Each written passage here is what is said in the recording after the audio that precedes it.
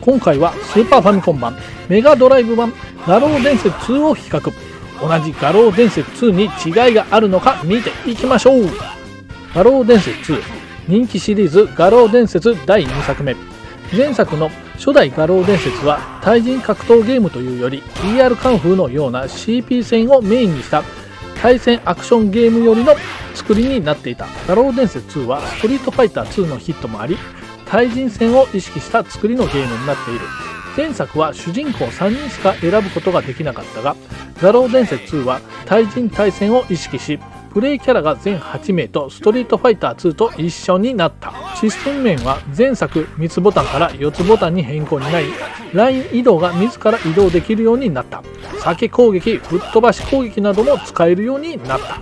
そして何といってもこの後の格闘ゲームに影響を与えた超必殺技の追加。ピンチになった時のみ使える高い破壊力の超必殺技。ロマンしか感じないこのシステムに当時のキッズたちは夢中になった。そんな画廊伝説2の移植版はスーパーファミコン版が1993年11月26日、メガドライブ版が1994年6月24日と、メガドライブ版はかなり遅い移植になった。発売時での違いがあるのかに比べて比較していきましょう。それでは動画スタート。画廊伝説2、スーパーファミコン版、メガドライブ版、共通していくところいきましょう。1つ目、スーパーファミコン版、メガドライブ版ともにキャラのリストラはなく、全12名のキャラクターが出ている。2つ目、両方とも裏技でボスキャラ4人が使えるようになる。しかしキャラクターの性能は違うが。3個目、スーパーファミコン版、メガドライブ版ともに操作性が良く、必殺技も出やすく遊びやすい。4個目、両方とも発売元が宝。しかしスーパーファミコン版はノバ、メガドライブ版は外部連が開発している。両方とも委託作品、やる気なし。5個目、スーパーファミコン、メガドライブともにロムカセットなのでロードが速くストレスなしでプレイできた。 PC エンジン版は CD ロムだったのでロードが長かった。画廊伝説2、スーパーファミコン版、メガドライブ版の違い。1つ目、スーパーファミコン版はアーケード版を意識したのに対し、メガドライブ版はかなりオリジナリティあふれるアレンジ移植の別ゲーになっている。2つ目、スーパーファミコン版はのけぞり無敵があるので連続コンボができないが、メガドライブ版はのけぞり無敵がなくなり連続攻撃が可能になっている。しかも画廊伝説スペシャルとはまた違う感じの連続攻撃になっている。3個目、音声の違いです。スーパーファミコン版はアレンジされているが比較的上手に移植されている。メガドライブ版は相変わらずメガドラ特有の音割れが発生して音割れしている。4個目、グラフィック面。スーパーファミコン版は比較的グラフィックはいい感じに移植されているが、メガドライブ版は一度に使える色数が少ないので少し違う感じのグラフィックになっている。5個目、スーパーファミコン版はオープニングが移植されていないが、メガドライブ版はオープニングがある。しかしオープニングもアレンジオープニング。なぜ移植する気がなかったのか。6個目、スーパーファミコン版は特典があるが、メガドライブ版は特典が廃止されていてボーナスステージも廃止されている。少し寂しくないかい。7個目、コントローラーの違い。スーパーファミコン版は4つボタンなので問題なく操作できるが、メガドラ2なら6ボタンで問題ないのだが、初期のメガドライブのコントローラーは3つボタンなので操作がカオスな感じに。8個目、コントローラーはボタン以外にも十字キーにも違いが。スーパーファミコン版は任天堂特有のあの十字キーだが、メガドラ版は丸い感じの十字キーになっている。操作性が結構違う。あなたのお好みはどっち。9個目、発売日ですが、スーパーファミコン版は1993年11月26日に発売されたが、メガドライブ版は1994年6月24日に発売。半年以上後に発売された。メガドライブ版は遅い移植だった。そのためにアレンジ移植になったのでは。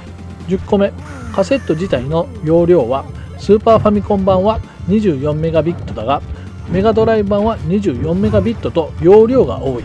しかし定価は180円、メガドラ版の方が安い。11、必殺技通常攻撃の移植もスーパーファミコン版は比較的移植しているが、メガドラ版はある意味移植する気がなかったのが全く違う性能になっている。バーンナックル残影剣なんか2回ヒットする技に。12個目、裏技でカオスモードに入れるディップ SW がメガドラ版にはあるがスーパーファミコン版にはない。やはりこれがメガドライブ版の最大の特徴かも。ロード比較いきましょう。スーパーファミコン版、メガドライブ版、どっちがロードが速いか比較します。キャラを選択し切り替わりだしたらカウンタースタートします。カウンタースタートしました。どちらが速い？メガドライブ版が速かった。そして遅れましてスーパーファミコン版、メガドライブ版の方が速く 6.63 秒、遅れましてスーパーファミコン版 8.93 秒でした。その差は 2.30 秒とかなり差が出ました。2戦目のロードで違いが出るかも見ていきましょう。カウンタースタートしました。このバーでテレビを見ている演出はスーパーファミコン版はカットされているのでスーパーファミコン版の方が有利か。やはりバーの演出がないだけにスーパーファミコン版が速い。メガドライブ版はやはり出遅れた。巻き返しになるのか。やっぱりスーパーファミコン版が速い。 19.8.5 秒、メガドライブ版が遅れている。差はどこまで広がるのか。やっと来た。メガドライブ版 31.21 秒。バーの演出がやはり効いたか。スーパーファミコン版との差は 12.16 秒、かなり差が出ました。スーパーファミコン版、演出がカットされている部分、2戦目はスーパーファミコン版が早かったですね。グラフィック&サウンド比較。今回の比較はネオジオ CD 版をベースにスーパーファミコン版、メガドライブ版と順番に見てください。それでは比較スタート。走る列車の荷車で戦う背景が流れるテリーステージから比較していきましょう。ネオジオ CD 版、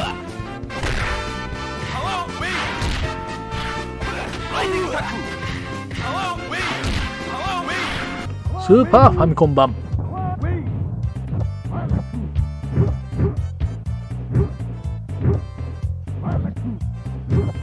メガドライブ版、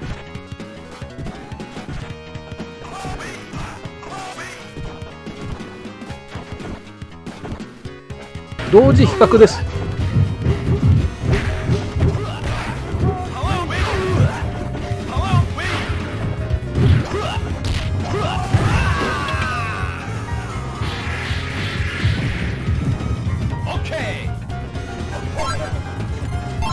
今回は画廊伝説2スーパーファミコン版、メガドライブ版を比較しました。